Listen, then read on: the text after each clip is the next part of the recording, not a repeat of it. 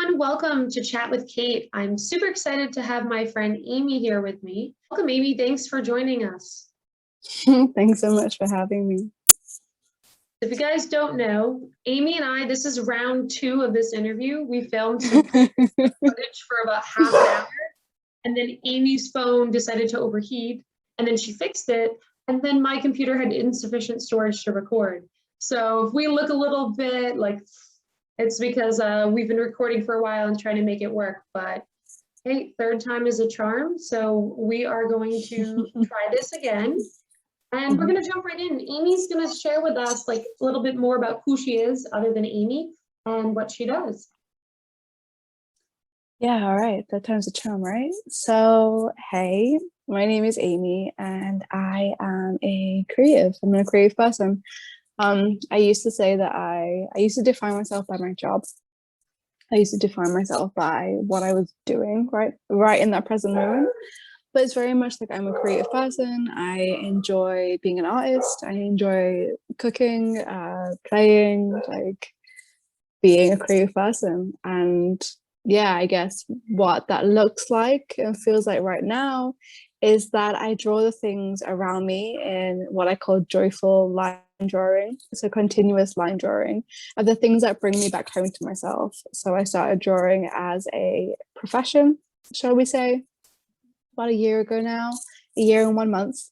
And I was drawing the plants in my garden, drawing the fruits and vegetables that I got from the market, my dogs and my partner, and realized that, you know, as maybe other people might have realized during COVID, is that we don't really need many things that are complicated.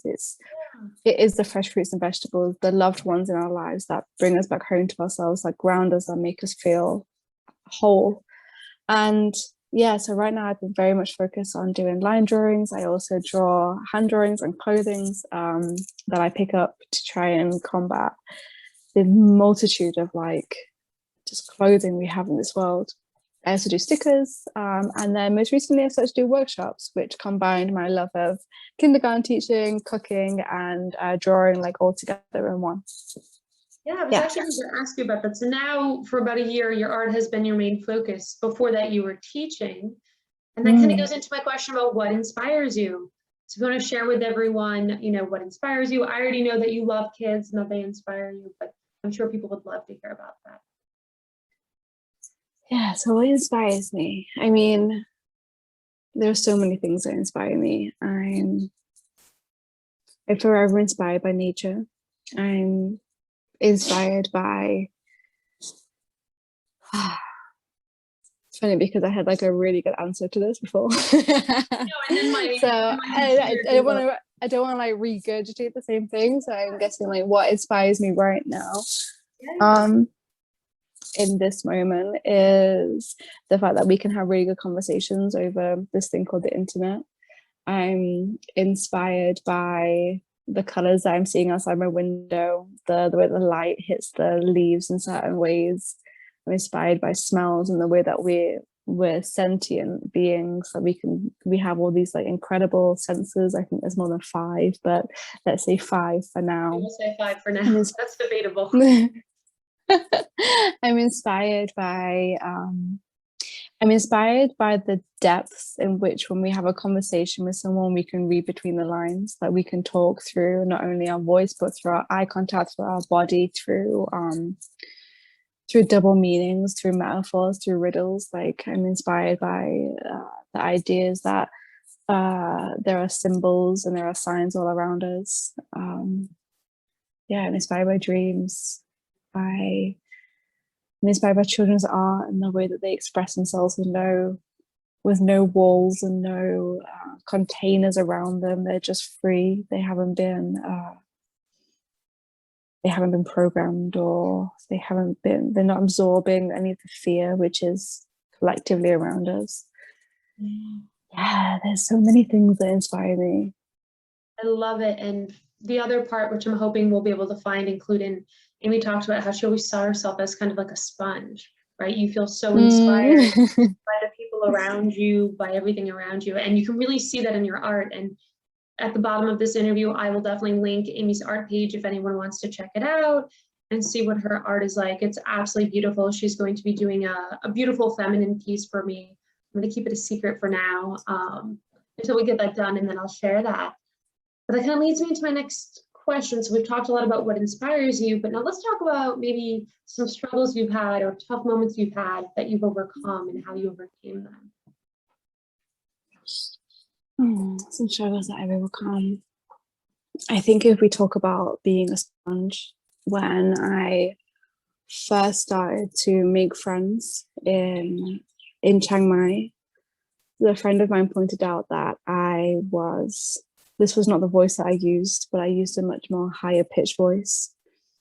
I was so desperate to make friends that I mirrored the person in front of me and what they were doing and how they were acting, what they were saying. And it was hard for me to associate who I was and who they were, because I was wanting so desperately just to belong. And one of the biggest things that I've overcome is to allow myself to speak in this voice, to allow myself to speak, you know. A few years ago, I wouldn't have been able to go on camera and talk.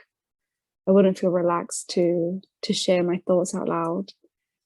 So long, one thing that I've definitely realized over this past week of doing a aligned revenue course was that I feel and felt much more comfortable giving you 4 hours of my physical labor than I would ever feel about giving you 4 hours of my knowledge, because I didn't value it.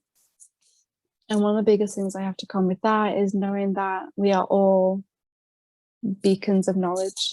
We all have something to share, and there is a stage for everyone, and there's a platform for everyone. And you know, if you can do so, it's very much about using my voice and allowing myself to speak out loud. Has been like a really big challenge, and just being seen, just allowing myself to be seen. And obviously that's like a lifetime of work to do, to allow yourself to be seen, and wherever you stopped yourself doing it. So especially like making my art and getting to a point now where I feel very close to pulling art and poetry and thoughts out under my own name, not hiding behind a brand name. Oh wow, being able to put yourself out there like that and own it. Yeah, you know, it's going to art school was an incredible experience, and we had things called crits. For anyone who hasn't been to art school, it's where you show what you've been working on in front of all of your peers and teachers, and sometimes the artists in the year above you, or the ones in the master's program. And if that work was like unfinished, or you had to stand there in like pure vulnerability and deliver your work, and it was so challenging because it would be unfinished, or it would be like this thing that you've poured yourself into. And the crit was like critical analysis, you know, it was, you got slashed and you had to like really go for it. So I'm definitely like unlearning quite a lot of things that I learned in art school. I'm very grateful that I went to art school, but at the same time, I think there's a lot of unlearning within the educational process, the educational backgrounds that we all have. So it's learning that. I think for me that the biggest thing I have to overcome is knowing that I am a sponge. Like in human design, my crown chakra is open. I absorb everything around me, and that is okay. I just have to remind myself to return back to myself, and I need silence. I need quiet time. I need to unring myself of my environment. So you have a lot of, it sounds like you have a lot of self-awareness, and that's something that you've developed over time and gained an understanding of yourself. Yeah, it's been a huge, I'm so grateful at the privilege of time that I've had to sit and to uncover and to read and to learn about self-development, because not everyone has that. Yeah, exactly. No one has, you know, we're not in a space which can have that. So yeah, I feel very grateful that I have been working on self-development.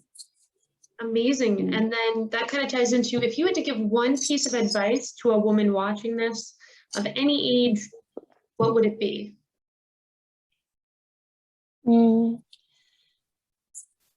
I mean, there's just like so much advice. Yeah, there's a lot. And there's a lot of unsolicited advice as well. For sure. That the advice can only come from my own experience.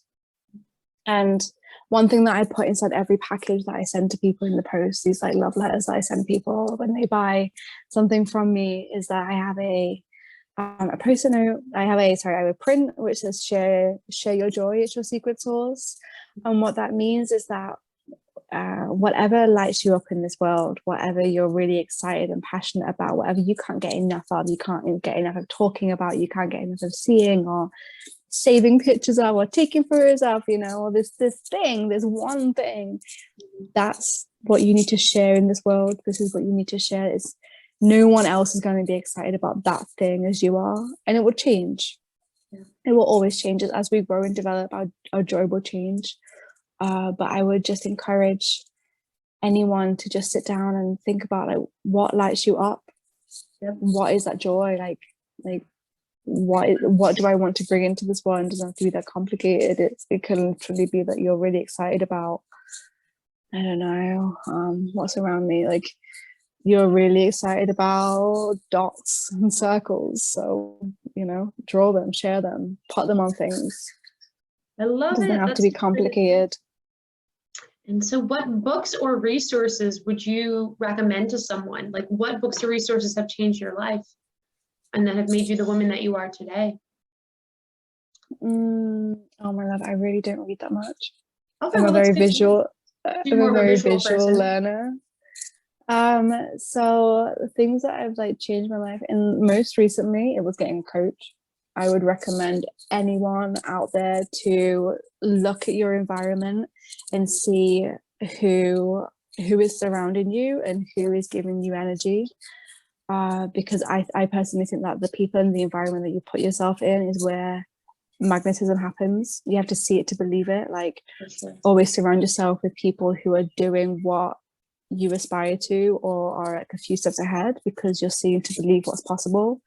So for me, it's about putting yourself in the right environment, and that environment doesn't have to be like your direct physical environment, but it's getting into the Facebook groups, getting into Instagram groups. It's showing up in these places, because that thing that you want to do, that you keep telling yourself that you can't do, well, go and find people who are doing it. Go and find people who are already doing that thing that you want to do. And it could be like this course that I do, they call them expanders. So it could be like they expand you a little bit with like, if you're looking for a new house, then find the people who got the house that you really admire and ask them about how they got that house. Or if it's something about like getting a certain relationship and wanting to see what non-attachment looks like in partnership, then go and find those couples who really inspire you and ask them questions. You know, I'm very curious and I ask a lot of questions, and I'm happy to ask anyone, like, how did you get here? Like, what is your story? Like, what are your pain points? Like, what should I look out for? The best thing for me about a coach is that I get to walk a path similar to what they've done already. I love that. I know where the bear traps are, like I know where I'm going to fall over that stick, like I can jump over that obstacle instead of like clambering through it. That's good to know. Yeah, so and like, say a coach would be the most valuable for you, like having a coach, like mentor.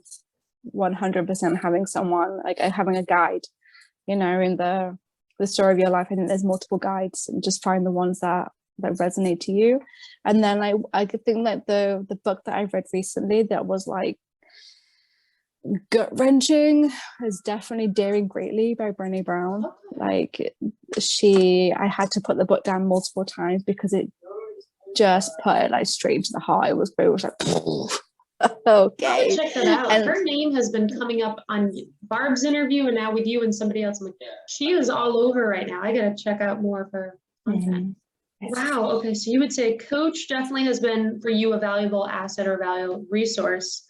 What does the future hold for you now that you do have this coach and you are working through, I believe it's a 6-month course, like where are you going?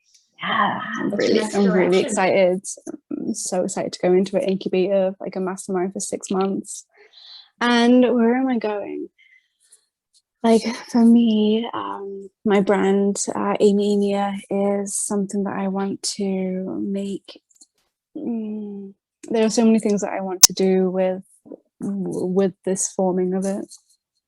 I want to, in terms of like collections and stuff, I really want to make silk pajamas and have my prints on silk pajamas.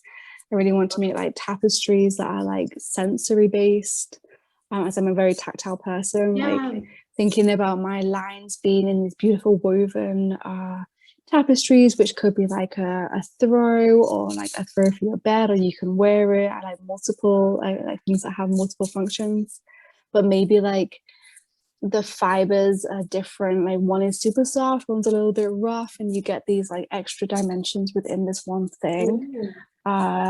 It's just so many. Like I want to do like temporary tattoos of my designs. I want to do like festival wear. I want to, I very much like my brain splits in two about what I want the business to do, and then be, and like how it wants to grow into, and very much like I want it to be like a home store with all these multiple things all about creativity, and have like a range of like workshops and stuff.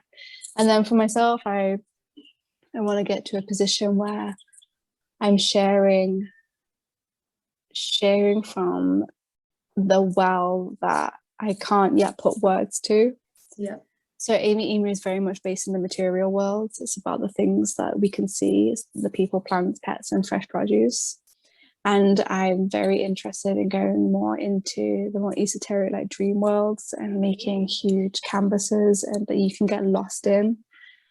And maybe like writing more, and just going on this like huge self-discovery. And I want to like peel back more and more layers all the time. I want to see like, what if I keep on peeling back all the layers, like what is that puddle of juice on the floor, like what is the essence of it? And I guess I'm always striving to see what I'm made of, to see where I came from. They're the things that I'm really looking forward to for the future. You can feel, I can just feel like your passion and your excitement.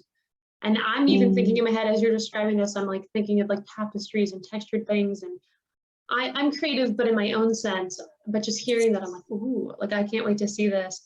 And like I said, I'm going to tag your links. I hope on your page, do you have also pictures of like the clothing that you draw on too? Is that on there?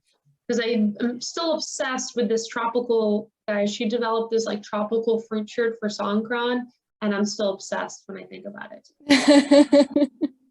Yeah, that one's like still hanging over here. I don't have all of them on. I still have such a massive backlog of things to put on. I think the best place is probably catch it on Instagram. Then you can see on a saved story there is one called clothing, which I call a give a love collection, because I use secondhand clothing and I give a new life to old clothes. That's what the hand drawing is about. It's very Instagram. I don't really keep up to date on Facebook, and my website is slowly getting there. But maybe Instagram is the way. Cool. We will make sure we try that. And so before we wrap things up, any final thoughts, anything you'd like to say to express yourself as a person, or about your business, or just anything you want to share with people? The workshops that I have are, if you're in Thailand, in Bangkok, or in Chiang Mai, I do workshops such as the Cabbage Reimagined, which is the extra. My final thoughts is that if you're in Thailand, that I have some in-person workshops post-lockdown coming up, and the main ones that I do is one called Cabbage Reimagined. It's a creative process over 3 parts.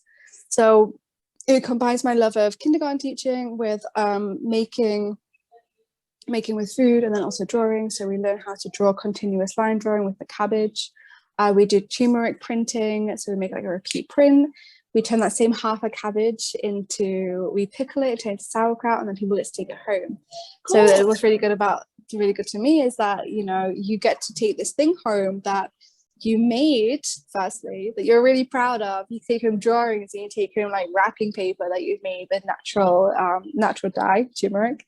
And then so the reason that I do pickles is because when my emotions get too much, when I don't know how to process them, I slow myself down and I use my senses. I pickle something because I know that when I look at those pickles on the side of the cabinet, that they are getting better every day, and therefore I am getting better every day because you've pickled something like compost, and there's going to be this continuation of movement within it. So I do cabbage reimagined, mindful plant drawing.